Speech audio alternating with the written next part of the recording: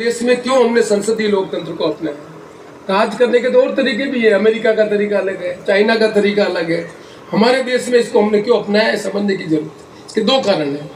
एक कारण तो हमारे देश में जितनी विविधता है, उत्तर दक्षिण पूर्व पश्चिम, केरल से लगाकर कन्याकुमारी, अलग अलग भाषा बोलने वाले, अलग अलग धर्म को मानने वाले, कोई भगवान राम को मान रहा है, कोई हनुमान जयंती में हनुमान जी को मान रहा है, कोई बेनेश्वर धाम को मान रहा है, कोई भैरव जी को मान रहा है, कोई और चर्च में जा रहा है, कोई गुरुद्वारे में जा रहा है, अलग अलग धर्म को मानने वाले लोग। इन सबको साथ लेकर देश को इकट्ठा करके आगे बढ़ने का काम करने का काम संसदीय लोकतंत्र में इसलिए संभव हो सका कि हमारे जितने आज़ादी के दीवाने थे उनके मन में कल्पना थी, देश आज़ाद होने के बाद हम ऐसी प्रणाली को विकसित करेंगे जिसमें हर इलाके का प्रतिनिधि चुनकर आ सके और अपनी बात कह सके। इसलिए अलग अलग विधानसभा भी है और अलग अलग क्षेत्र से चुनकर लोकसभा का सदस्य भी आता है।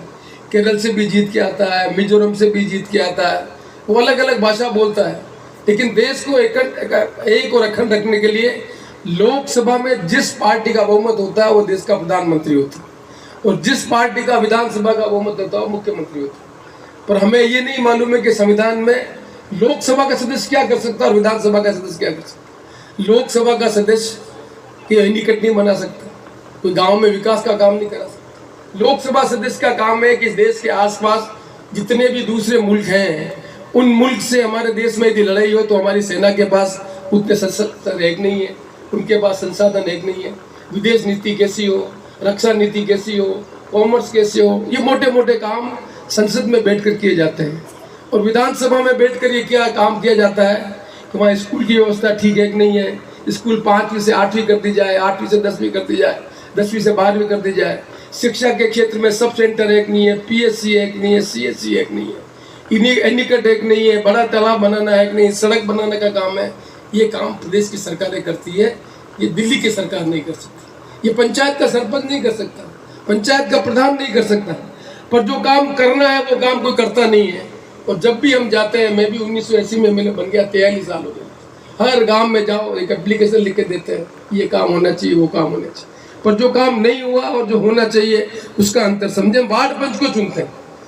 आज़ादी के बाद जब जब सरकारों के पास पैसा आया, आज़ादी के बाद 52 में चुनाव शुरू हो गए थे, 52, 57, 62, 67, 72। ये मई का डैम कब बना था? 1952 में थोड़ी बन गया था।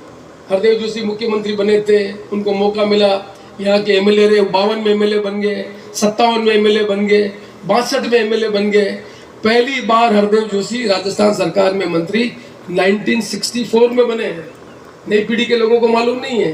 पहली बार MLA बने जब नहीं बने, दूसरी बार MLA बने जब नहीं बने, तीसरी बार MLA बने जब नहीं बने, उसके 2 साल बाद 1964 में वो पहली बार मंत्री बने।